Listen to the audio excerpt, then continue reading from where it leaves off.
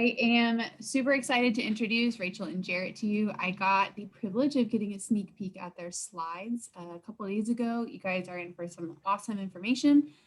Before we get super into it, I just want to go over a couple little housekeeping things. So if you're not familiar with me, my name's Abby. I work with the team over at QGive. We're an online fundraising platform. And I see some familiar names in our attendees list. So if you are a QGive client and you have any questions about how to apply any of what you're going to learn today to your account, please let me know. I'll get you in touch with the right people who can help you out, share some ideas and get you settled. But if you're not working with QGive, everything you are going to learn today is applicable to you regardless of the platform that you're using. And I hope you get I know you're going to get some great ideas. Some questions we always get: are you going to get the slides and are you going to get the recording? And the answer to both of those is yes. I will send those over to you probably tomorrow, unless YouTube does something totally unforeseen.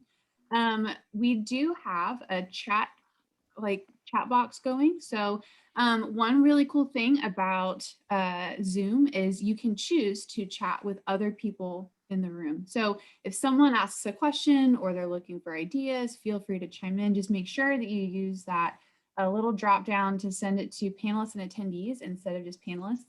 That's going to be extra handy because there is someone named Brianna from Mighty Citizen on the chat. Did I say that right? Yeah, Brianna. Okay. I was like, oh man, if it's Brianna, I'm in trouble. Oh, it's taken me months not to call her Brianna. Yeah, we had a whole ordeal about it. She is on the line, so if you have any questions about that, she is ready to talk to you. I can help you out, others can help you out, but if you have questions that you'd like for us to cover at the Q&A session at the end, do make sure you drop it in the Q&A box instead of the chat, just so I don't lose it. And then if you're a Twitter person, so are we. We're going to be tweeting over on the QGive Twitter channel, and I did drop the Mighty Citizen handle there as well if you would like to join them. All right, all that out of the way. Rachel, want to take it over? Yep, I'm going to do my best effort to share my screen here. We were talking about how this is always a rite of passage every single time. Okay, can you guys see Storytelling for Impact? Yes, okay. So thanks for joining Jarrett and I for Storytelling for Impact, helping donors understand the value of their dollar.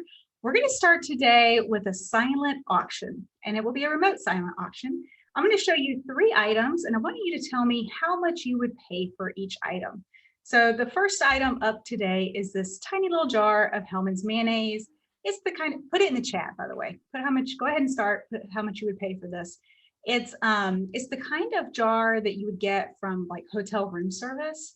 I myself am not a mayonnaise fan. I would pay $0 for this, but I see some of you, yeah, somebody's with me, yuck.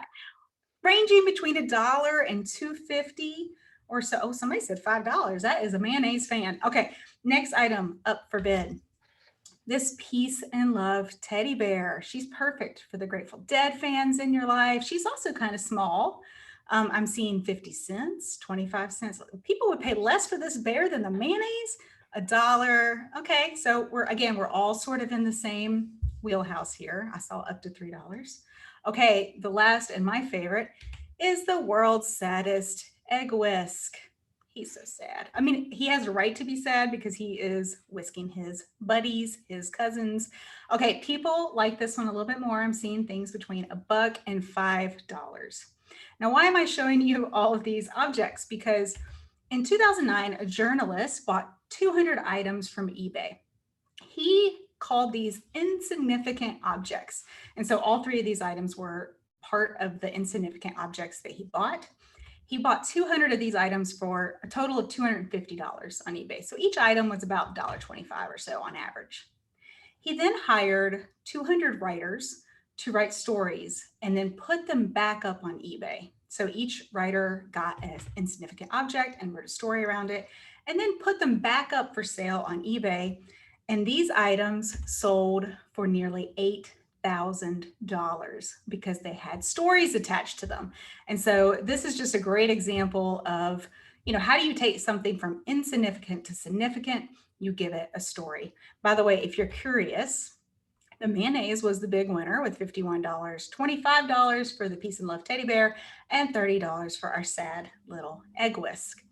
So, so much of this happened because a professional writer wrote a professional story about it. And so we're going to talk about storytelling today.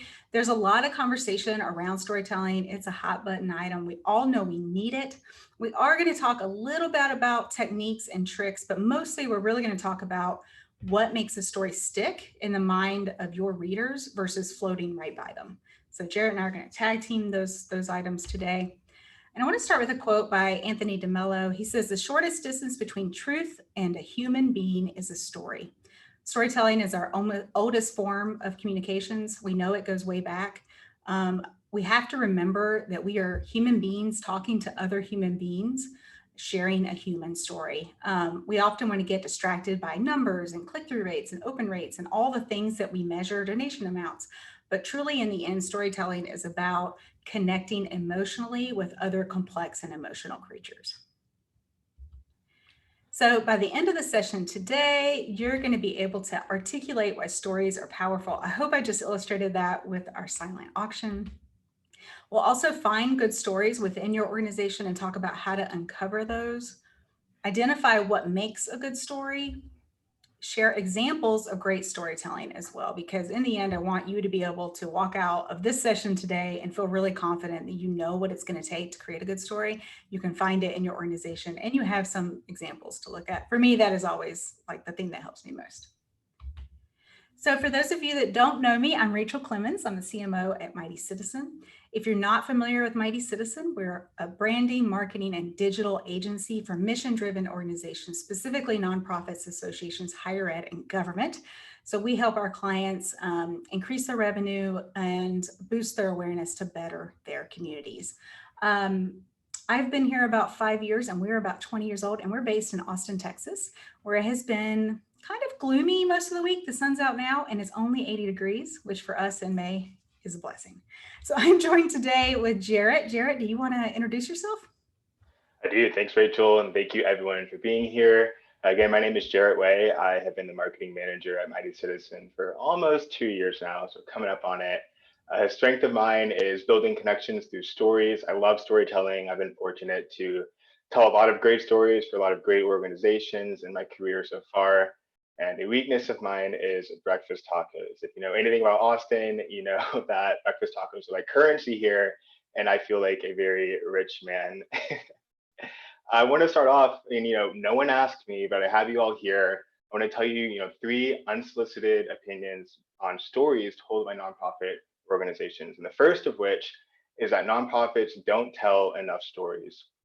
So before this presentation, I took a quick informal poll of my coworkers in our all staff chat, and I just asked them simply to name the first nonprofit that came to mind. And these were the first 9 that were listed. And you can see that it's a mix of national and local organizations, some that are really recognizable. We have Ronald McDonald House Charities, American Cancer Society, Boys and Girls Club. You probably recognize most, if not every single one of these on the list. Now, of these 9 nonprofit organizations, only 4 of them had stories front and center on their online. And what I mean by front and center is www. whatever nonprofit it is, you see a story right there in front of you. Only 4 of them had stories front and center on their website. And then maybe half of them had no stories front and center on their website. And I'll make an exception for one that had a story just buried 1 page deep in the website. So maybe here we'll say 4.5 of these nonprofits had stories apparent on the website quickly. These are all, wonderful nonprofit organizations that do really great work, but only half of them are telling stories on the website, and the other half are speaking solely in these claims or statistics and giving us this data, and they're not telling stories, or at least they're not putting those stories front and center. So in general, I just wish as Jarrett, my small wish for every nonprofit out there is that they spend the vast majority of their public-facing fundraising efforts finding, sourcing, and telling these stories. Opinion number 2 is that nonprofits too often substitute data and claim making for storytelling. So nonprofits are increasingly good at collecting and sharing their data, and that can be in the form of infographics, annual reports, statistics sprinkled across any of their email marketing maybe, or their fundraising emails. but data isn't a complete story whatsoever. And it certainly doesn't have any sort of relatable hero, right? What's worse than that is that infographics and data usually don't offer any sort of context. They don't help the perspective or the current donor understand why the numbers that they're seeing matter to them. So I want to give you a great example of this done right in terms of infographics, in terms of these numbers and this data. And this is from the Austin American-Statesman right here in Austin, Texas.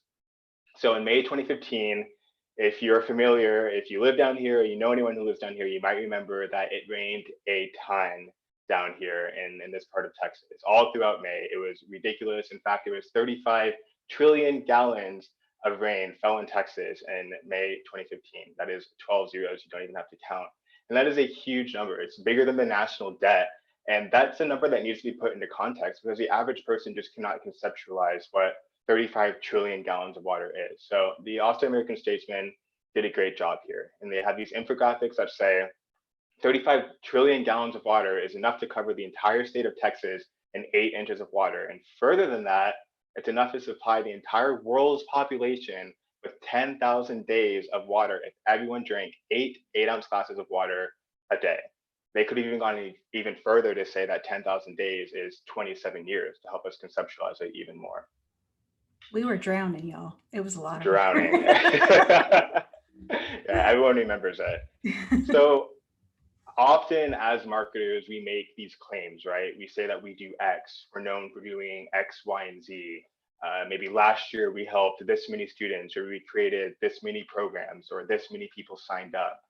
When you're claim making, or while claim making is part of the equation, I often see organizations try to use it as a stand-in as some sort of like persuasive communication. And that's simply not the case. And that's not what you're accomplishing when you're making claims. In fact, when you make claims like this, it's not particularly persuasive at all. You're really asking your audiences to argue with you, not necessarily to disagree with you, but whenever you make a claim, you're asking your audience's brains to fire up the rational functions, to think about what it is that you're actually saying. We know that people don't tend to react to something as much when they're firing off with logic. Where you want them is to be firing off with emotion. So how do you tell a story? How do you get them to feel these emotions? Well, bottom line is that you want to take them on a journey, right? You want them to see the perspective of your organization. So whenever you're telling a story, you're creating this kind of simulation in the minds of your audiences, in the brains of your audiences, rather. So you're telling a story, what you're asking them to do is paint a picture, to really see it as you're seeing it. The human mind is a simulation machine. So when it hears a story, it just cannot help but to recreate that story. And that's where the power lies in storytelling. Okay, my last unsolicited opinion, and then I'll turn it back over to Rachel, is that when nonprofits do tell stories, the stories often seem to repeat themselves. So this is a normal challenge, right? If you are an organization that maybe provides equitable education to children, you often will probably find yourself telling the same story over and over. So for example, Michael was a 3rd grader who attended a public school that didn't have the same equitable access as other schools. We helped, he thrived, and he's doing well. Or maybe the story is Sandra was a citizen advocate. She fought for policy change. She drove changes for her neighborhood, school, and today children all over the community are getting a better education and the education that they deserve. It doesn't matter that you feel that you're saying these stories over and over and over and over again. One thing we always say at Mighty Citizen is that your audiences simply are not thinking about you nearly as much as you're thinking about yourself, or nearly as much as you think that they're thinking about you. Your people in your organizations working 40+ hours a week. You're in it constantly. You're always thinking about it, but your audiences simply are not thinking about the content that you're putting out nearly as much as you are, or that you think that they are. So don't feel bad or think it's bad that you're putting out the same kind of story, the same kind of message over and over and over again, because the point is to get it in front of the people who will see it. It's very, very important. And that actually tees me up nicely, Jarrett. We're going to talk about how to identify good stories in your organization. And as Jarrett said, we always talk about something called the curse of knowledge. So basically, the curse of knowledge states that once you know something, it's impossible to imagine what it was like not to know it. So once you know something, it's hard to remember, well, I thought differently before I knew that. Like Jarrett said, we're working in our organizations 40 plus. Let's hope it's only 40 hours per week. So we spend all that time thinking about our organizations. We know our jargon, we know our program names, we know everything about our organization. If we're lucky, our donors and audiences are thinking about us, what, maybe 5 minutes a week, 15, 30 at the most. So they're just not thinking about us as much. So we are living with all of that context about our organization, and there's a gap between what we know and what our audiences know. So just keep that in mind when you're creating fundraising communications with your audiences, that it's colored by your own knowledge and experience. We actually see this a lot at Mighty Citizen. We'll be writing a blog post on something, and we have to pause and say, do other people know what that thing is that we're talking about? You know, so that's the kind of feedback we give each other. It's like, hey, I think there's some curse of knowledge happening here. I'll give you an example because I think that always helps.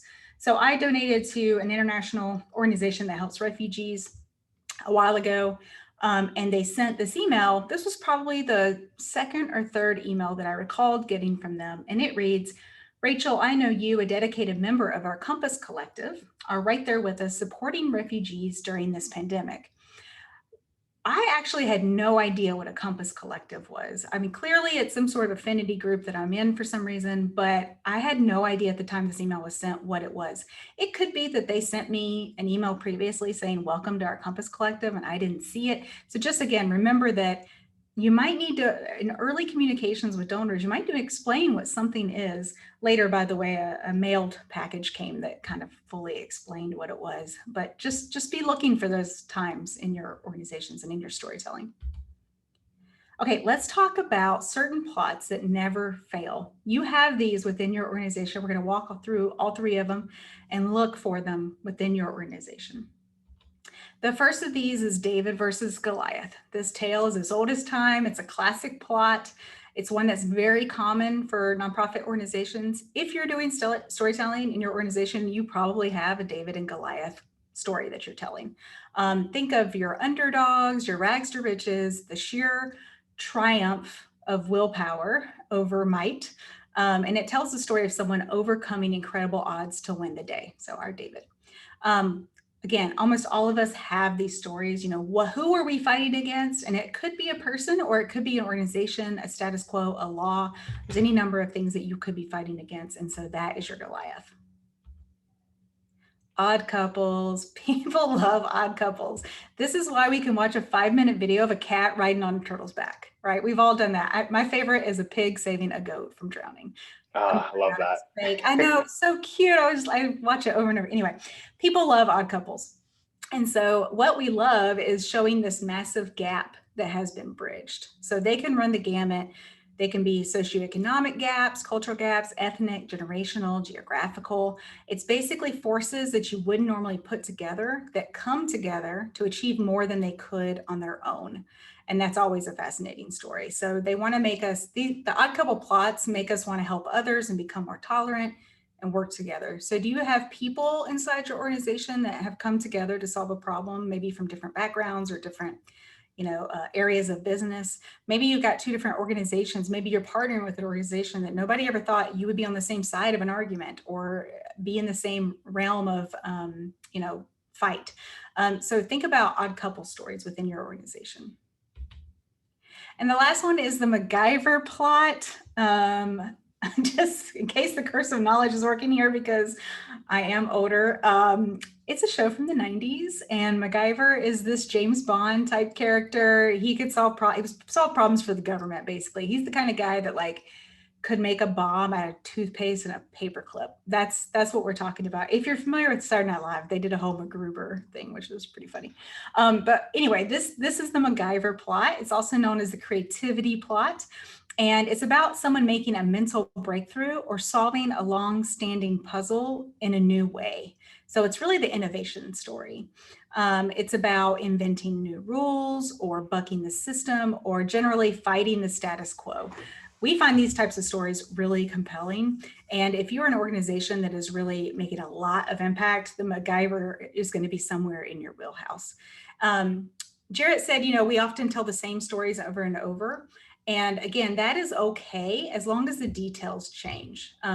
So a lot of times Well, I'll get into this later about how much we can use the stories over and over, but just know that, maybe your organization is just ripe with Macgyver stories, and that's okay. Just change up the details, introduce new characters when you're writing your stories.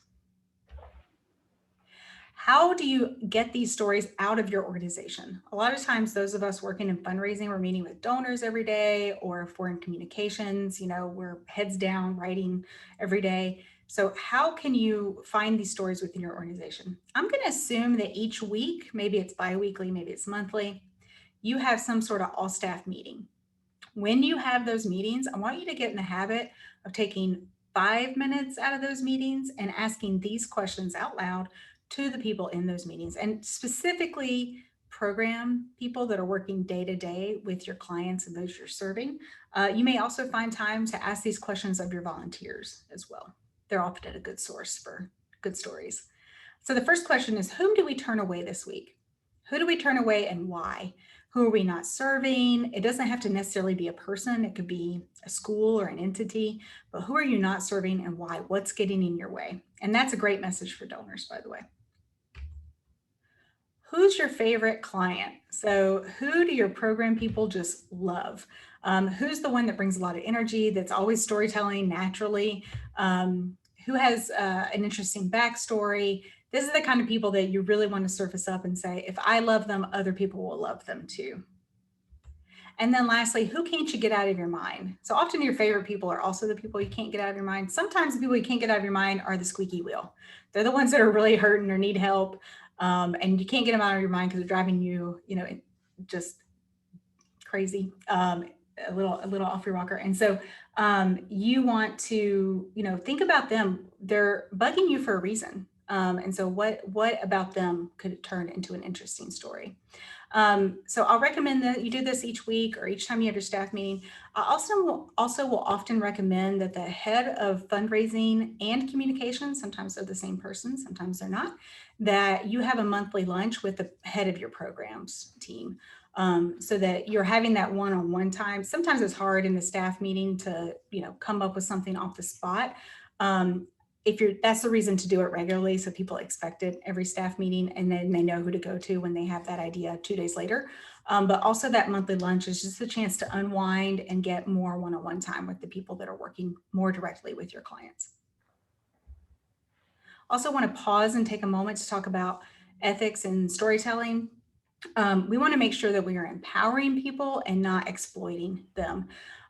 So just a few things to touch on. Make sure your hero has a say in the story. So the hero is the person that the story is about, that they have a say in the story and what is happening around their photo. So again, they should be really collaborators, contributors, and editors to their story. Ideally, you're really writing the story together. They absolutely have editing rights. Just make sure that, they're part of that so that you're telling their story appropriately and authentically and ethically. Make sure when you have photos that you include captions.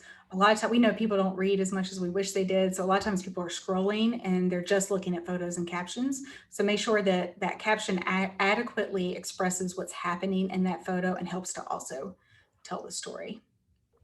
Again, I love to share resources and examples to bring it home. There's a couple of nonprofits that are doing a really good job with ethics in their storytelling, and they put these publicly up for other people as well. So Save the Children has the people in the pictures.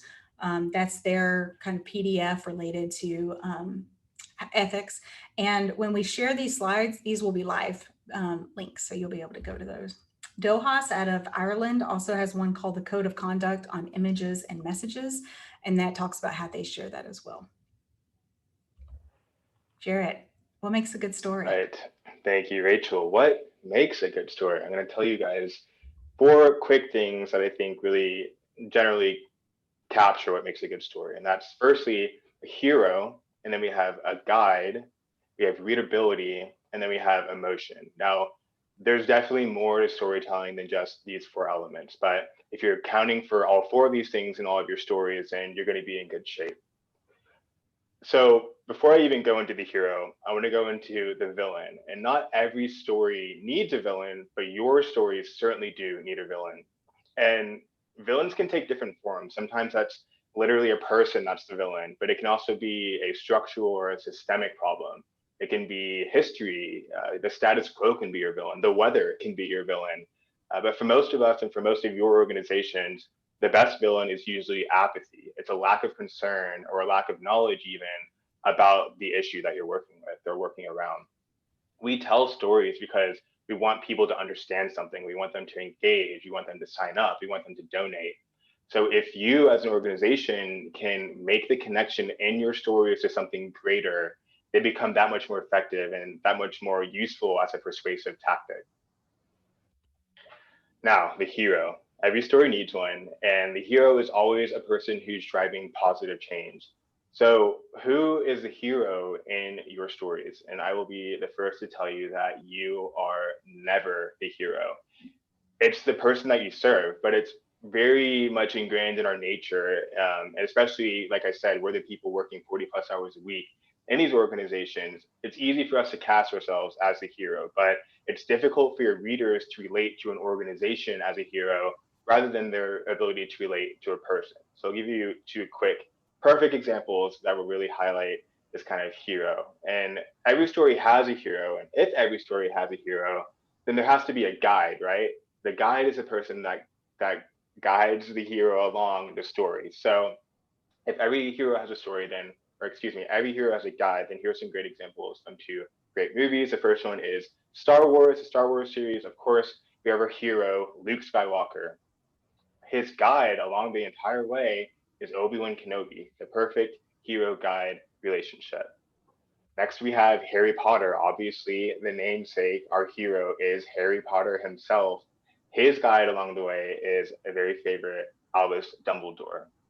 Two perfect examples of this guide to hero relationship. So you can see yourself as a guide, but not the hero, because that is not relatable for your audiences. Now, we have readability that I mentioned. If I want to get into that, because most of your stories will be written down, it means that they need to be readable. And a fact that everyone should know and understand, especially if you're a writer in your organization, is that the average American reads on an 8th grade reading level. So 50% of adults can't comprehend a book that's written at an 8th grade level, is what that means. Some examples of those books are The Great Gatsby or The Firm by John Grisham. The Firm is a fantastic book, one of my favorite movies. It's based in Memphis, where I used to live for many years. You should definitely check it out if you have not already.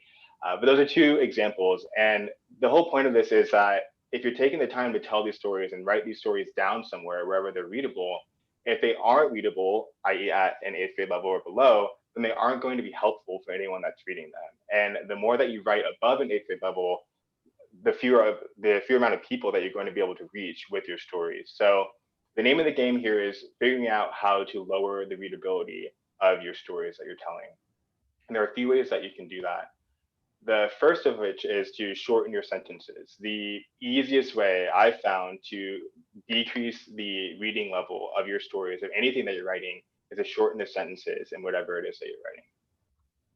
Secondly, is to shorten the length of your words, kind of in the same vein. Shortening the length of your words just makes it easier to read. You hit that 8th grade reading level, you get lower and lower and lower, the shorter they become. Third is to add more paragraph breaks. So this is just quite literally the way that your story looks on the page, right? So if there are more paragraph breaks in there, visually it becomes more readable. And in that same vein is to add fourth, more textual interest. So what I mean by textual interest are a few things. You could do things like pull quotes. So having a quote pulled out of the text right on the side for people to read, it kind of entices them in. It also just makes it more readable. Relevant images that we talked about a little bit earlier. You can also have lists going, right? So if you don't need to write everything out in a paragraph form, you can use some bullets. So again, this all feeds into kind of the way that your story appears on the page, and it becomes more readable when you're doing certain formatting and of course shortening your sentences and your words. Now here at Mighty Citizen, we use readable.com. Again, that's readable.com. There's a free version of it, a paid version of it, but the free version is more than enough to be able to tell you kind of the ballpark that you're in for these different reading level indicators, these different grades that they give you, so you can see exactly where you're at. Hey, Jarrett. Uh-huh.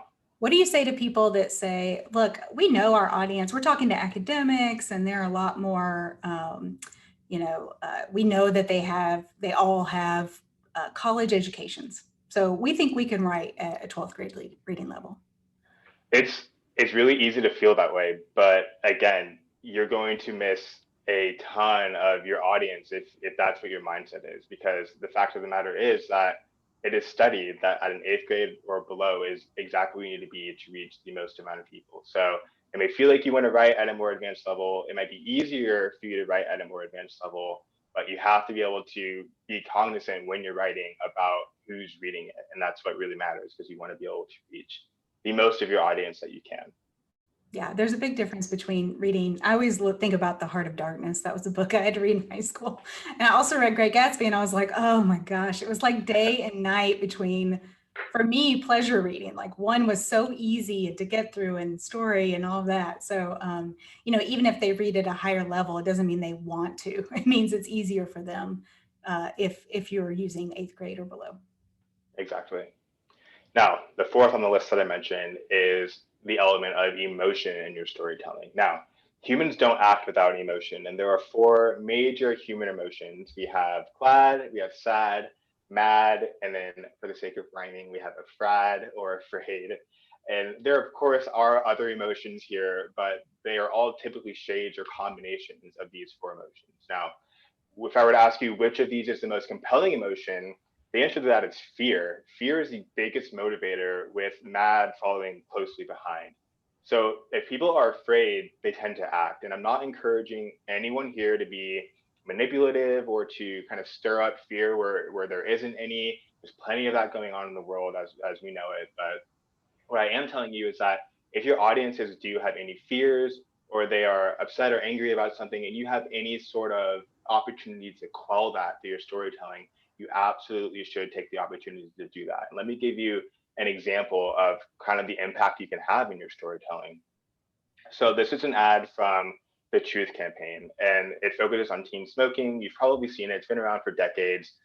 They focus on a particularly emotional message, and this one even leans a bit on fear and anger. So in this Truth Initiative campaign, it's leaning on these emotions to get people to act, right? So in the campaign, they have this big white van, and they drive it up to the Philip Morris headquarters. Philip Morris is just big tobacco. They drive up right to their front steps, and they start unloading these body bags onto the steps. And it's essentially telling Philip Morris, this is the amount of people that your products kill every single year. So clearly a very emotionally charged, a very provocative campaign, right? On the other hand, we have this Think Don't Smoke campaign, and this is ran around the same time as the Truth Initiative campaign I was just telling you about. And this one is just very plain. It's very logical. It simply states here, you see Think Don't Smoke. And this campaign, there's a teen smoking. Another teen comes up to him and says, hey, that's not cool, man. You shouldn't smoke. Smoking causes you to have bad breath and yellow teeth. You'll get, X, Y, and Z. A very logical, very just plain campaign. And by the way, this campaign was actually run by Philip Morris. They were forced to run this anti-teen smoking campaign back in the 90s after they lost some pretty high-profile lawsuits. So the question is, why would Philip Morris run this campaign that just so intentionally says think don't smoke in the way that it did? Well, let me show you the conversion rates for both of these campaigns. So in these examples, we have our very emotional campaign on the left, the Truth Initiative, and our very logical campaign on the right with Think Don't Smoke. Teens only exposed to the Truth Initiative's campaign on the left were 66% less likely to smoke in their lifetimes. And on the right, teens only exposed to the logical campaign, the Think Don't Smoke from Philip Morris, they were 36% more likely to smoke in their lifetimes. Now, is there causation? Hard to say. I'm not here to say that. I'm not here to prove that. But what I am here to say is that Philip Morris, did they intend to get more teens to smoke with their campaign? Well, they had a very logical message, and there are people paid a lot of money to come up with these messages. So do with that information what you will, but what we do know is that the emotional campaign succeeded in its efforts, where the logical campaign didn't, whether that was intentional or not. Very, very powerful stuff. Yeah, definitely. So who's doing it well? We're going to jump into kind of the example section of this. So what I want to hit home with this section is just, here's some examples. And I think sometimes when we think about storytelling, I'm going to show you some examples which are long form storytelling, but it doesn't have to be. And so I'm going to show you some examples of really short form storytelling and how they can be super effective as well. So the first one is charity water. I always feel guilty when I mention charity water because everyone's like, of course, because they do everything really well, but they do storytelling really well. In fact, they used to have in the main navigation of their website, they had a stories section. I think that's changed since then, but they really make it an emphasis for them. So this example is from Mozambique, and it tells the story of Natalia, who's front and center there. Natalia was a 15-year-old living in a Mozambican village, and she loved school, absolutely loved going to school. She would also, though, have to go fetch water on certain days. And when she would go do that, she was gone for hours. In fact, by the time she got back from fetching water, school was often over. And so she was really only going to school a couple times a day. So they're telling her story and how, what a great student she is. Charity Water then installs a well, and due to that work by them, Natalia has now taken full advantage of going to school every day. She's become a leader in her village at the age of 15. And so it goes on about what the changes Natalia has made in her village. What I love about Charity Water's storytelling is that it's super impactful. It's, dead on. It is an example of long form. I'm only showing you a portion of it here. And they have great photography, of course, to back it up.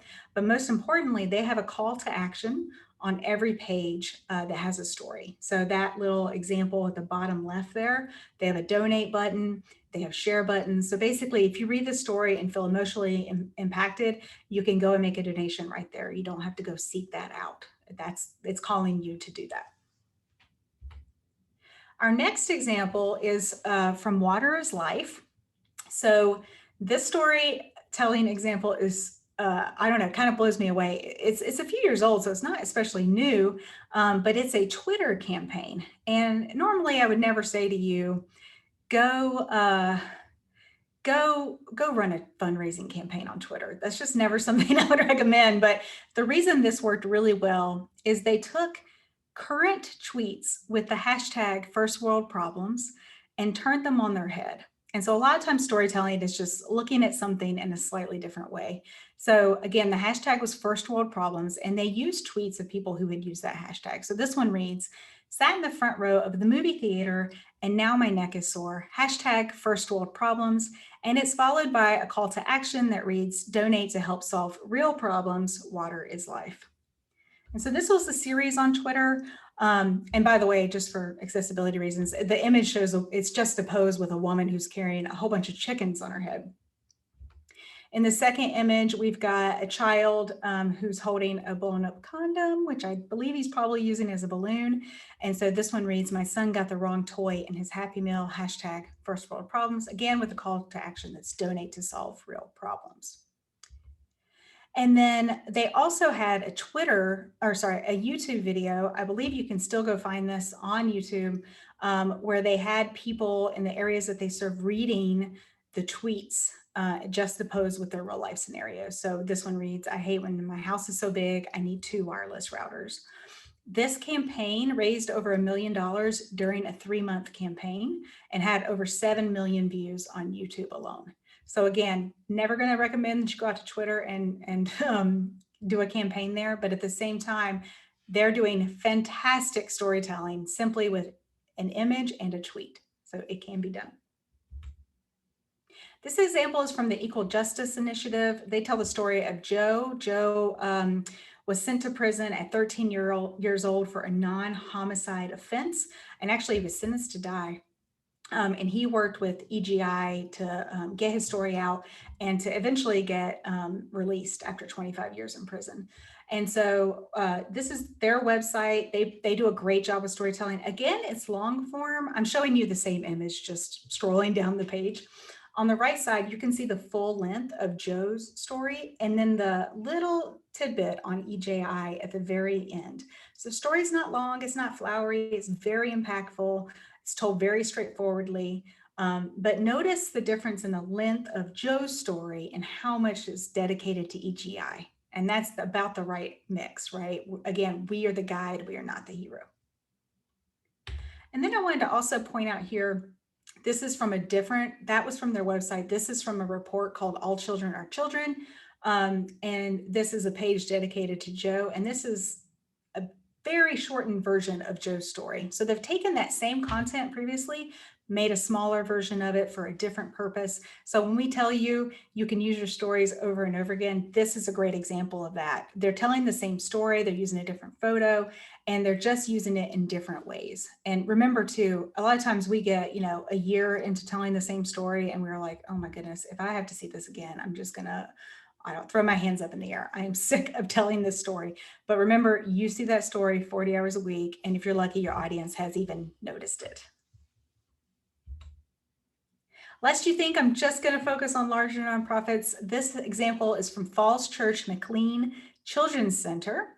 And it comes from my good friend, Rachel Muir, who many of you are probably familiar with from QGive. She's a fundraising consultant.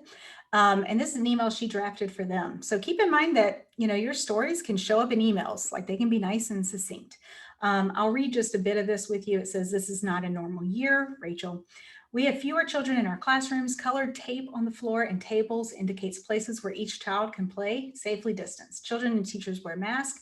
After each time a child plays with a toy, draws with an individual set of crayons, or assembles a puzzle, teachers whisk it away to be sanitized before the next child can use it." And so what I think this illustrates is exactly what that looks like in that classroom. It's not telling the story of a single student, it's telling the story of the classroom and the teachers that are in there. And then it says, of course, but there's good news, you can help. They're looking to raise money for supplies, additional supplies. So again, just an example. I had someone send me an example that was recently very good. It was for a food bank and it was told from the point of view of the green beans, like a can of green beans. So getting picked up and then getting donated and then getting opened in a client's home. And so you can tell a story, point of view of anything. And sometimes that's more compelling. Full disclosure, this is our work, Mighty Citizens work for humanity inclusion. For those of you that aren't familiar with them, they serve those impacted by war and disabilities, and they clear landmines, and they won the Nobel Prize for that. They're based out of France, and in France, they enjoy an awareness rating of 65%. 65% of France's citizens know humanity and inclusion. In the States, that percentage is 6%, so very much lower. They're kind of a newbie in town here in America. And they hired us to help them with their awareness problem. So how can you help us get what we do out to the minds of more citizens of the States? And so ultimately, our goal was brand awareness, building awareness of them, but also with an end goal to raise some money eventually. Now, they didn't have a big budget. And they weren't really sure what messages would resonate with an American audience, because keep in mind, they're serving people in impact zones, conflict areas. Most Americans have no history with that. We don't know what that really means or what that really looks like or how it really affects someone. And so we just need to get their attention. Again, we're trying to raise awareness. So we decided to use social media and the relatively effective and efficient and sometimes cheaper option of social media to get the message out to the audiences and test those messages and see what would really resonate in order to raise awareness. So I'm going to show you a couple of the messages that we tested. The first one is our prisoner of war message, and that's the one you're looking at here. Again, we took a phrase like prisoner of war and tilted it a little bit to make it give a little bit different meaning to it. And so this is Zamina. And Zamina was, as the post reads, was putting her son to bed when in an instant she was left injured and childless. Zamina is a prisoner of war. So again, taking that and turning it, and it has a quote from Zamina that says, "I put my son to bed." So again, this is social. It's got to be real short, real impactful. We tried to think about how could we tie in Zamina's story to the average American story. And like for me, I put my son to bed every single night. So this might generate my attention. And so you can click the button, learn more, read her full story. And so this was one of the messaging options that we put out there. The second one is the wardrobe campaign. It's hard for me to read this to y'all because it is meant to grab your attention and make you feel something, and it does. So again, we're posting this on social where people are just scrolling.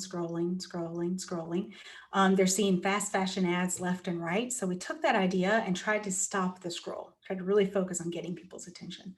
And so we made it look like a fast fashion ad. And so the first one reads, "Get 50% off." And it shows a pair of pants with a missing leg. It says, "The worst moment of his life, stepping on a landmine, should mean a great deal to you." So again, twisting those words. The next one's blowout sale, a staple for any wardrobe. She happened to be standing in the wrong market stall at the wrong time. Horrified, so are we. Take a break from scrolling to help us end civilian casualties from the irresponsible use of explosive weapons. And the call to action reads, horrified, so are we. Donations prevent detonations. And then one more from the campaign as well. Oh, wait. I think I skipped one. Oh, I did skip one. Here we go. This is another one, blowout sale, everything must go. She didn't know she would step on a wet landmine when she picked out her outfit. Now there's no taking the war out of her wardrobe. This campaign, the wardrobe campaign, generated the most attention, got the most signups for their newsletter and for their petition. The Zmina campaign generated more donations. So it's interesting that those tweaks and messages generated different results. And that's the beauty of testing. One comment came in. We saw a lot of interaction on these posts as well. Again, they generated the most awareness. And someone posted, I like this post. I've been online shopping so much lately, going to the site and seeing the way they presented important information in the same format as those fast fashion sites really messed with my brain and woke me up a little. Thanks. Here's another example from a smaller organization. This is Literacy First. They do K through second grade literacy to get kids ready for third grade reading level. They actually place AmeriCorps volunteers as tutors into classroom or into schools, and they work every day with their tutors or tutees, students. Say students. So they are in there every day forming those bonds and helping those kids learn to read. Literacy First is part of the University of Texas, and so they've traditionally been funded by the state through UT, but they began to see the need to increase fundraising from individuals. And so a lot of their work over the last few years has been in that vein, pushing toward individual giving. I want to pause here and talk about their photography really quickly. We haven't talked too much about imagery and how that affects storytelling, but I just want to say here that imagery is so important. It is really hard to tell a good and authentic story with stock photography. I understand budgets are a concern, but if you're going to put your money anywhere, custom photography within your organization and the people you're serving will take you so far. You can use those images in lots of different ways. Hire a photographer, find a volunteer in your organization who does photography. For example, these photos came from one of their tutors. So look for ways that you can get that authentic photography to go hand in hand with your storytelling. I'm just going to call out the part that's in bold here. They have this story on their website, and they're talking about how their tutors are helping the student learn to read. And so it says she's kicking her pink shoes against her chair leg while she's reading, and the flashing lights on her shoes are blinking nonstop while she sounds out each word on the page. And anybody who's been around children of this age can see those pink lights flashing, right? Because the kids love those lighting up shoes. And you just imagine her, she's concentrating and she's kind of kicking and, doing a little fidgeting as she's doing it, but she's really focused and not even noticing that her lights are going. It really brings you into that moment. They also do a great job with video. This is a day in the life video. And so it opens walking in the door of a school, and it looks like every school I've ever been in, and you can just smell it. These are also created by their tutors with a handheld video camera. So do not feel like, I say handheld video camera, a handheld phone. Do not feel like your video has to be high production quality. Remember, we're watching that cat riding a turtle's back for 5 minutes, and nothing's stopping us from doing that. So do not feel like it has to be really high quality. As long as the story is there, the production quality can give a little. And then this isn't so much storytelling as a reminder, anytime we're talking to our donors, make sure you're doing your thank yous really well. Literacy First does an amazing job of thanking their donors. They did a giving day and I donated, and Rachel, who was their director of development, emailed me immediately and sent me the video and the life of a tutor. And it was just like she was on call for those 24 hours to send immediate thank yous. And then a couple weeks later, they called and they left me a voicemail. And then they followed up the voicemail, a thank you voicemail. They followed up the voicemail with an email that says, we just called to say we love you. And it shows all their great tutors. So again, just remember that thanking people is always key. And our last one of the day is Perdita. She is the world's worst cat. Keep in mind too, a lot of times when we talk about storytelling, we're talking about people. But again, if you can make a green bean can the hero of your story, you certainly can make a cat or a dog or anything else. So this comes from Mitchell County Animal Rescue in North Carolina. And I will read what the post said to you, which you can see here as well. Meet Perdita, not for the faint of heart. Likes staring into your soul until you feel as if you may never be cheerful again. The song Cat Scratch Fever, the movie Pet Cemetery, jump scares, her specialty. Lurking in dark corners, being queen of her domicile, fooling shelter staff into thinking she's sick. Vet agrees, she's just a jerk.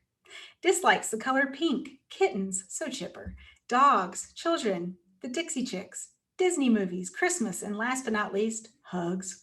She's single and ready to be socially awkward with a socially awkward human who understands personal space. Free adoption.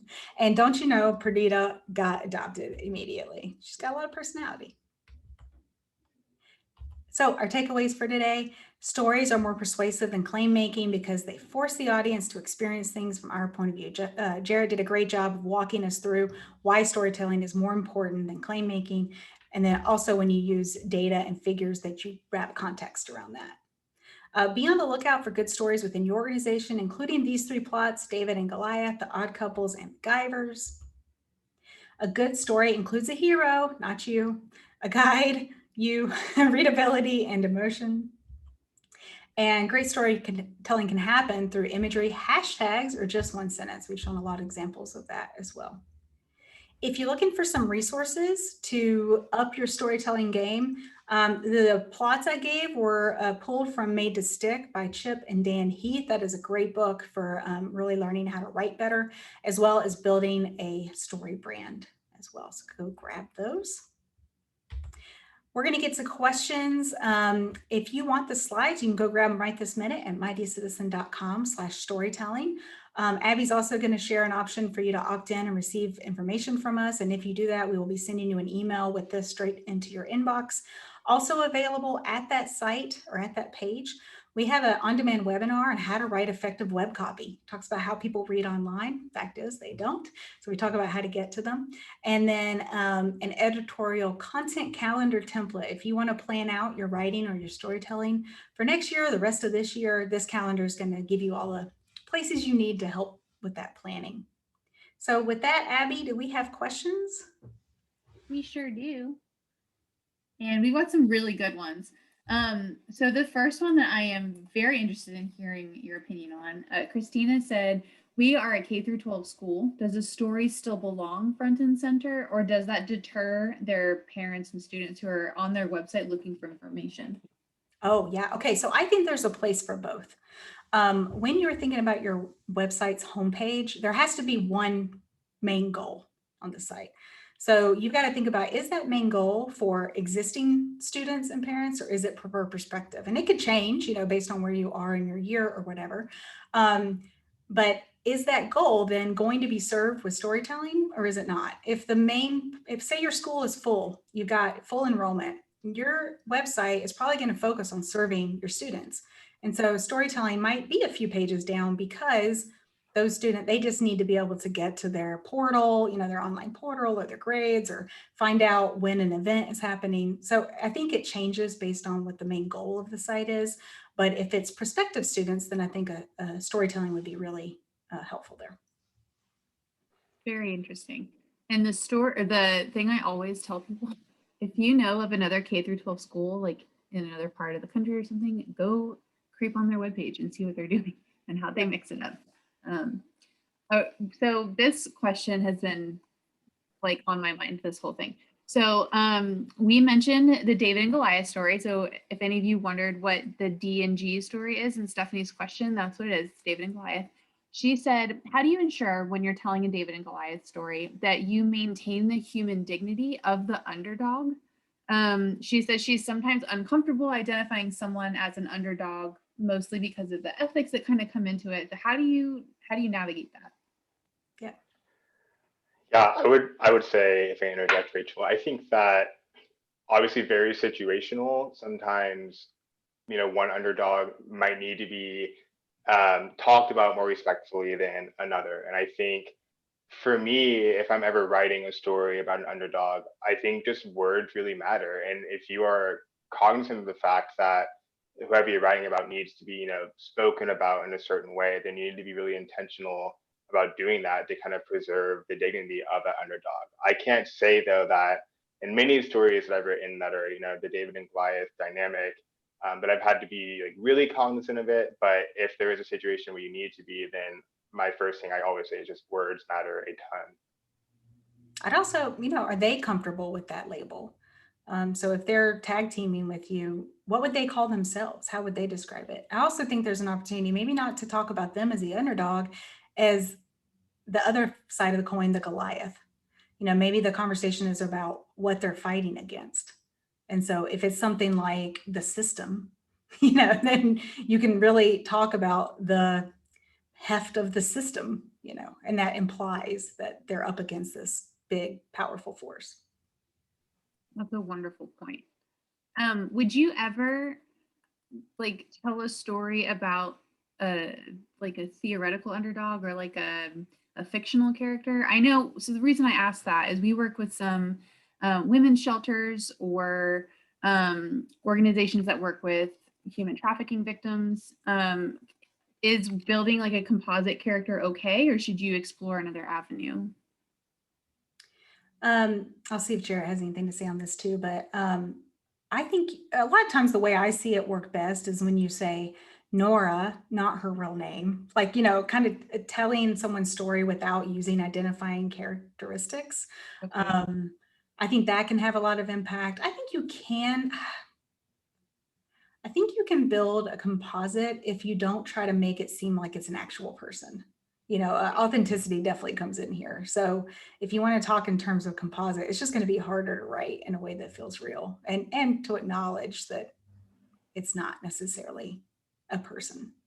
Okay, that's a really good idea. I love that. So we have an interesting question from Maureen. She said that she has different types of donors. So some of her donors are highly educated professionals. They want to read about themselves. They want to read about the impact they make. Other supporters are more the parents of the children in the programs. Does storytelling work for different groups of donors, or do you need to focus on relaying different information to different segments? Segmenting your stories is probably a good idea and in that kind of case. And honestly, to be able to understand your audiences, sometimes you have to do some audience research to do that. And sometimes you have to bring in a third party to conduct that research so you can see what types of stories are really resonating or driving donations for these different groups. So segmenting can be really helpful. It's another step, and obviously you want to be in the know if that's something that you actually have to do before you do the work to start telling these different stories to reach these different groups. Rachel, do you have anything to add to that? No, I think that's right. Storytelling works with every human being. So it's just a matter of figuring out maybe which stories resonate most. Like maybe your donors that want recognition, want to see themselves a little bit more in there as the guide, maybe they want a spot in there as well. So I think that's important to just understand a little bit better. So what Jared's saying about doing more research is a good first step. Perfect. I love that. So I have a couple of questions that all kind of fall into the same vein. So I'm going to try to mash them all together and make it coherent. So when you shared the charity water example, someone asked, in that example, isn't charity water the hero of the story? And how do you kind of tell a story that you tell an underdog story or an odd couple story, but how do you make someone else the hero? Should you try to make the nonprofit the hero? What do you do there? So I would encourage everybody to go see if they can find that story. It's been a little while, but really the only mention of charity water in that long form story was that they installed a well. So they really weren't the hero. I mean, they installed a well, but the story is all about Natalia. It's about how before the well was installed, she would hike like 4 hours every day to get water. And, we talk about the weight of those water jugs. And then they say we put in a well. And then there's a whole nother half of the story that's about what happened after the well went in. So it's about how she continued to go to school. She could go even more. She finished school early. She became a leader, like all these things that like don't happen normally. So I think some of it is relative to the amount you're talking about yourself, but really they provided the tool. That's all they did. So they were the guide that sort of said, here's the tool, go do with it what you will. And it's her that went and did all these amazing things with it. Okay, cool. So it can be hard. It's hard because you want to get your mention in there. You want to say that when you give to us, this is what we do. But you've got to do it in a way that, if someone else is reading it and you say, who's the hero? And they say, it's EJI or it's, whoever, Charity Water. Yeah, no, that's not good. Yeah. It's hard to do. So could you say when you give to Charity Water, you make this possible? Would that be a good way to center the donor? Oh, yeah. At the end and that call to action, that's exactly where that belongs. You're calling to do something at that point. But yeah, the story, I mean, I would go, unfortunately, there's some organizations that do storytelling really well. And we know who they are because they have money for us all to see them. But I would say Charity Water is a good one. EJI, Equal Justice Initiative, is a good one. St. Jude's does a good job. So just look for those organizations that you know of that have, quite a bit of money and have resources, like go see how they're doing it. Not all of them are doing it right, but a lot of them are, and you can learn from them. Well, it's 3:00. We have a ton of questions from people who are looking for very specific story ideas. So everyone, if you have specific questions about how you can tell a story for your specific set of circumstances, do check out the Mighty Citizen resources. I've seen most or all of them and they're phenomenal. Go check them out. They'll help you identify what stories to tell, how to get started. I'm going to ask one more question. Where did it go? Everything's scrolling. Oh no. Okay. Well, there it is. Is there such a thing as a story that's too long? Ooh, Jarrett, you take this. Ooh, yeah. I think that there certainly can be, but I think it really just depends on the content. So if you're kind of just, beating a dead horse at one point, talking about the story, then maybe it can be too long. But I think generally, like if you are doing the story its true justice and it needs to be however long, then that's totally fine. Just make sure it's, concise enough to kind of keep the reader interested. We talk about that readability. Length is a big part of readability. So just watch that. True. To that point, if you guys ever look at Humans of New York, it's a great storytelling resource that should give you ideas. And recently they did a really long series of posts about a lady. They were raising money for her medical bills.